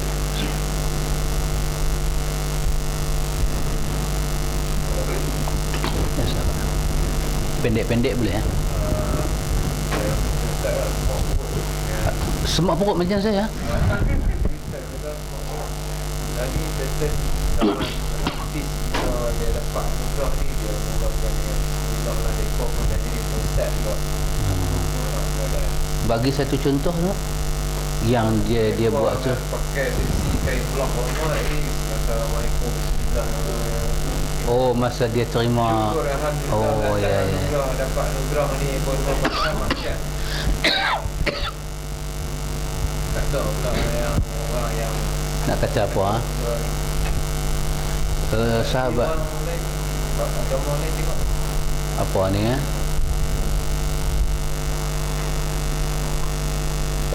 mungkin saya dengan sahabat ada sikit pandangan berbeza lah. Saya punya pandangan pula, kalau katalah dia menang satu award, pelakon terbaik ke apa terbaik ke, menyanyi ke, kelang kabut terbaik lah. Dia dapat satu award, dia pun pergi dekat mikrofon, Assalamualaikum, Bismillah, Alhamdulillah, syukur banyak-banyak pada Allah, ini semua pemberian Allah, kita merancang, Allah menentukan, ini nikmat Allah. Nampak macam dia di balik Azhar.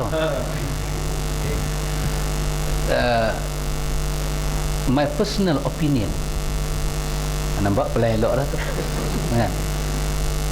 Peribadi punya pandangan, saya katakan sewajarnya dia cakap macam tu. Kenapa? Baik, tempat Alhamdulillah itu kita katakan kamu tidak layak kata Alhamdulillah kerana pakaian tak senonoh, maka tempat Alhamdulillah itu dia nak ganti apa? Kalau dia pergi terus-terus, terima kasih,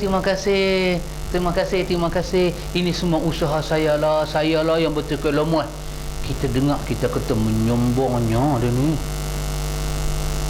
Maka kalau kita kata dia jangan pakai Alhamdulillah kerana dia punya pakaian itu, maka dia nak kata apa dan dia nak puji siapa?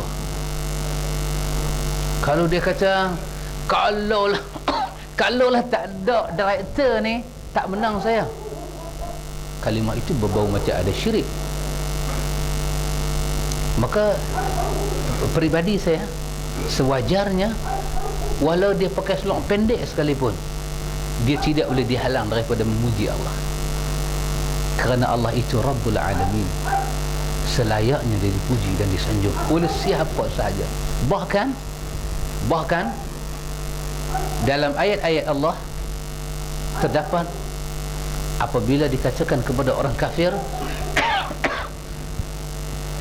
dikatakan tentang Allah itu, Allahul ladzi khalaqas samawati wal ard wa sakhkhara asy-syamsa wal qamara.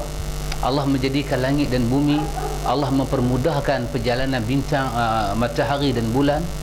Kesemua orang kafir menyatakan betul, itu kerja Allah. Dan orang kafir menyatakan bagi Allah itu balik segala puji. Dan orang musyrikin Mekah telah menjadi dia punya tutur bahasa dia, wallahi telah menjadi. Maka antara kafir ni dengan arti muslim yang sikit terencak ni, maka orang kafir lebih berhak dihalang pasal mereka syirik Allah. Pun demikian Quran menyatakan wa in sa'altahum man khalaqahum, dalam ayat lain man khalaqas samawati wal ard la yaqulunna Allah fa anna yufakun. Dia pun akan kata Allah, dia puji, maka kata Allah, katakan kepada mereka fa anna yufakun, kalau kamu dah tahu ini pemberian Allah, kenapa kamu tidak tunduk pada dia? Itu pandangan pribadi saya lah. Saya lebih suka artis begitu dipuji Allah dalam dewan-dewan begitu.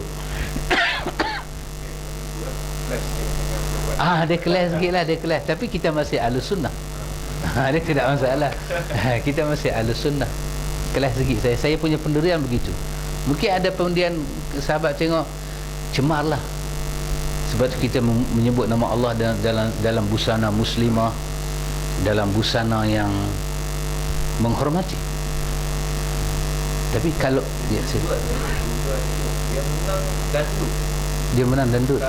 Betul lah, dengar pun tak cantik lah. Betul lah. Macam kawan tu lah, apa yang kena tangkap di Selangor tu, yang dia menang apa tu, Ratu Cantik. Ratu Cantik lagi, astagfirullah. Tetapi dia juga menyebut Alhamdulillah, ini pemberian daripada Allah. Betul apa dia kata, itu betul, Allah yang memberi. Tetapi mungkin kauniyah dia salah. Salah apa? Salah pencarian dia. Tapi kalau tanya saya jawab begitulah. Apa dia? Mereka layak memuji Allah, dan Allah itu layak dipuji dalam apa kondisi sekalipun. Okey, boleh kita perpanjang nanti nah. Cukup dah kebas lutut-lutut dah. Semoga diberkati Allah dunia sampai akhirat. Subhanakallah. Ya, okey. 22 hari bulan ada sahabat-sahabat yang tufa tu kita ubah ke waktu Isyak. Tu asal. 20 hari bulan kita buka puasa di sini. Oh ya. Ramadan. Ramadan tu. Boleh tak kita buat? Muslimat boleh kah? Pak cik kata, kita kata 22 Ramadan tu, second Ramadan itu kita ada kuliah duha kan, 22. Pak cik cadangkan, kerana kita juga cadang nak buka iftar jama'i, buka puasa ramai-ramai. Jadi pak cik kata kuliah duha tu bawa ke kuliah asar. Jadi ada pengisian asar, kuliah, buka puasa, salat dan balik. Pak cik kata tak payah main 2 kali. Kak Puah ingat macam mana? No, Monday. No, Sunday. Sunday. Ha.